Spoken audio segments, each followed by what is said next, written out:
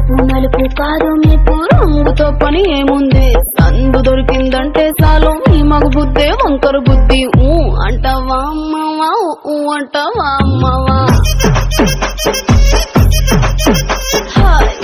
అంటావా అమ్మవా అంటావా అమ్మవా